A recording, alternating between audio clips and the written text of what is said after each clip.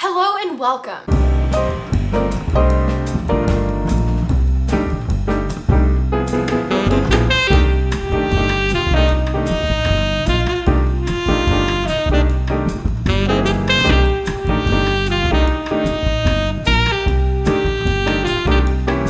I have the most unprofessional setup for this. I have the most unprofessional mindset for this.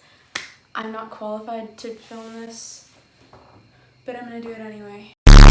Today, we're talking about my Spanish teacher, my 8th grade Spanish teacher. She was new this year. The middle school Spanish teacher changed in 6th grade because the woman who was doing it previously, who by the way was supposed to be like an excellent teacher, she left the school, so they found a new one. This story, we'll call her Sarah. Sarah worked at the school for 2 years. She worked in my 6th grade year and my 7th grade year before she left to go back to her old job. Her class was not bad. After Sarah left, my school needed to come up with like a way to replace her. We started like bringing in teachers that were going to try out the teaching.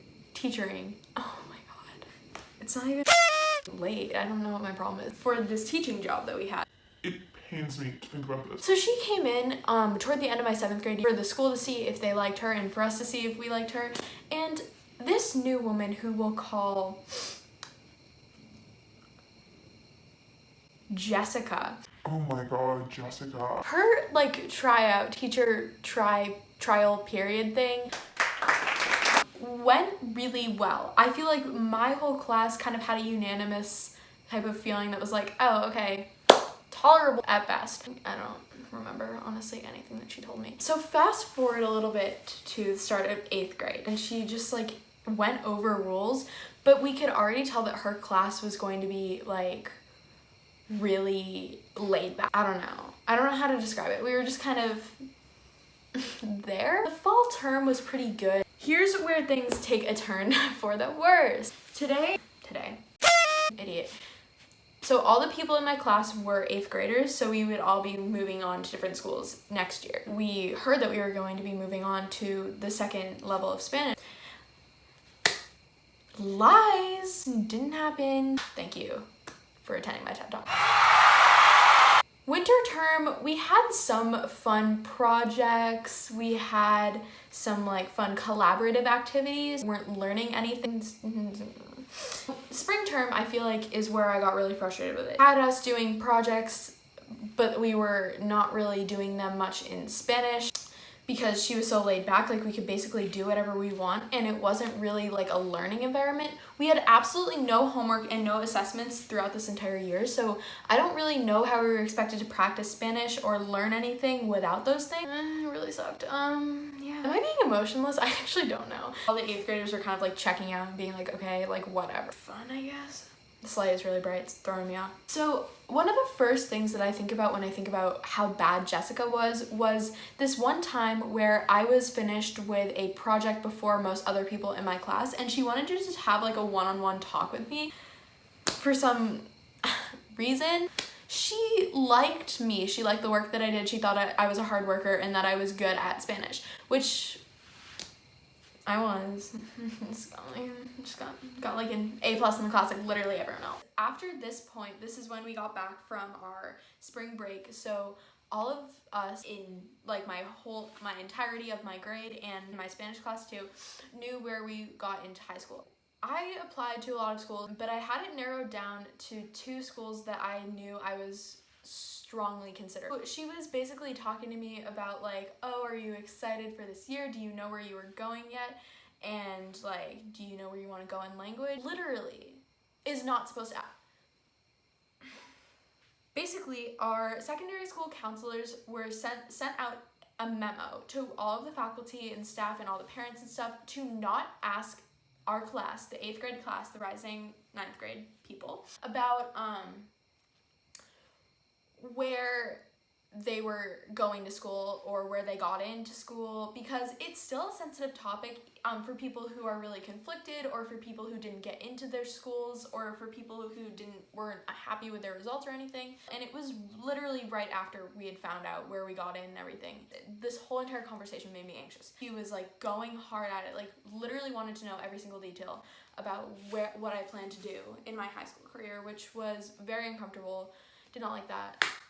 Anyways, torn between school A and school B, not really sure. It's a little bit of a difficult time. She's like, yeah, I understand that. And then she started talking about it. She's like, oh yeah, wherever you're gonna go, you're gonna like thrive there. You're gonna do so great. She asked me what my plans for language were, probably expecting me to say that I was hoping to move on to Spanish too. I was considering taking French for a long time. So I just impulsively said, I should have lied. I know, like, lying is bad. I literally should have lied. I said, oh, I think there's a pretty good chance that I'm going to start taking French next year.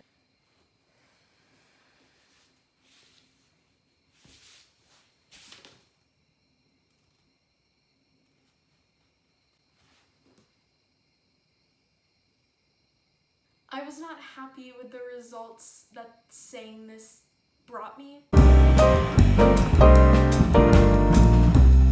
Because she deliberately told me multiple times that I would absolutely fail French. I'm a pretty sensitive person. I generally think that I'm a sensitive person. Everyone else thinks that I'm a sensitive person because I just am. I don't really care if that's the way that I am. It's just kind of how I be. But that would hurt the feelings of pretty much anyone. She just kind of kept alluding to that, and it kind of went along into the next topic. My project, not gonna lie, it was literally the best one there. I did a project with 3 of my really good friends, and we were having a really fun time. We did a claymation project. Our theme project was telenovela or like a drama type thing, and we had Mexican culture. All of our group members were doing really well, and we were just like really vibes, really making a great film. How many times have I said vibes?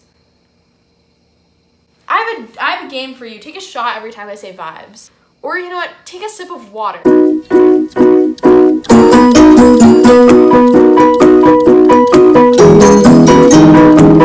it was time to present our project, and everyone had like different themes. One group in particular that I remember was doing gaming culture, like kind of a drama series type thing. It was gamers competing, like win a title. It was actually a very good film. I really enjoyed it. Jessica, she started talking about symbolism. Symbolism is a great thing to strengthen the plot of stuff. I understand. Symbolism is great for the things that I just mentioned. It's not great when you take someone's story plot and find a very small, not at all useful detail in their story plot and try to make it into something that it's not. Let me set the scene for you a little bit. We were watching this film and she hits pause. This particular group used a green screen with like a background of a gamer room. On a shelf, in the back left corner, there was a globe on the top shelf, and it was kind of very insignificant, was not planted there by the group as confirmed by the group. But she kind of just basically said that the globe, very insignificant detail, represented world domination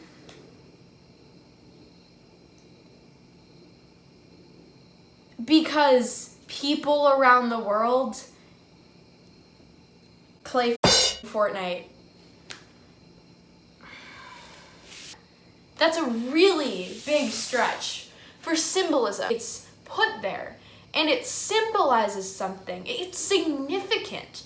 This globe was not at all significant. It was just there. You might as well say a crumb on the floor represents that the world is starving. Like there's all starving people because there's only a crumb.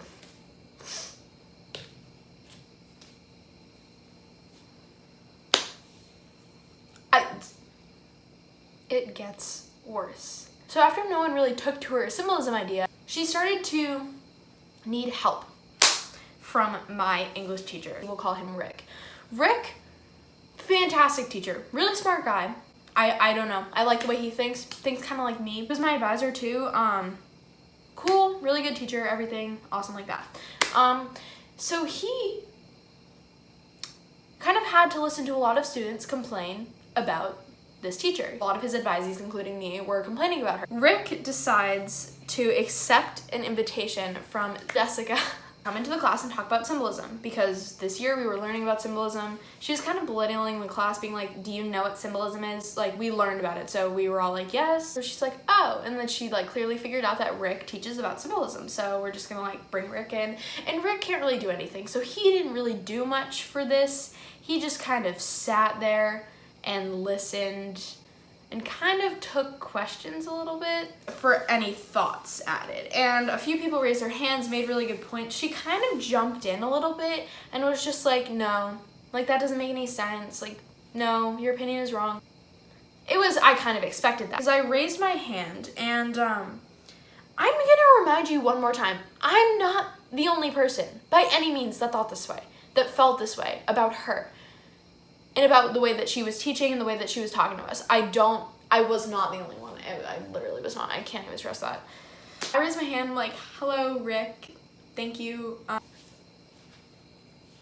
I don't feel like I had freedom to think my own opinion yesterday. I felt pressured into agreeing with Jessica. That was my opinion. I got a lot of yas from the class.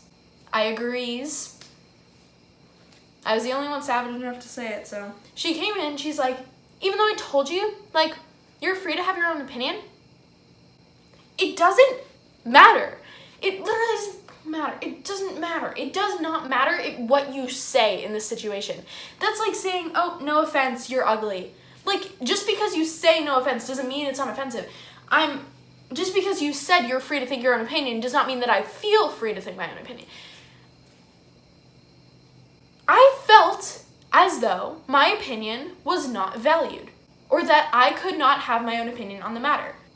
I was sharing a thought. It wasn't even a question. She had to argue with me. I went into like timid student mode because I don't like to get into arguments with teachers. I'm not like that. I'm I'm a good kid. I'm a child of the Lord. I don't talk back. So I'm just like, okay, I'm sorry. And then she's just like, well, you don't need to apologize. I was over it at this point. The end of the year comes around. We're all tired. We're all done with finals. We're all just like vibing. Literally nothing to do in the class. And she's like, Elizabeth, can I speak with you? I'm like, yeah, dude. Like, I don't know. How are your language plans going? I was just like, I'm doing great. I'm very happy with my decision to take French. I'm really hoping that it goes well. I'm hoping that I'm able to kind of adapt to the new language. Look, I've noticed that you've had a lack of engagement in my class recently.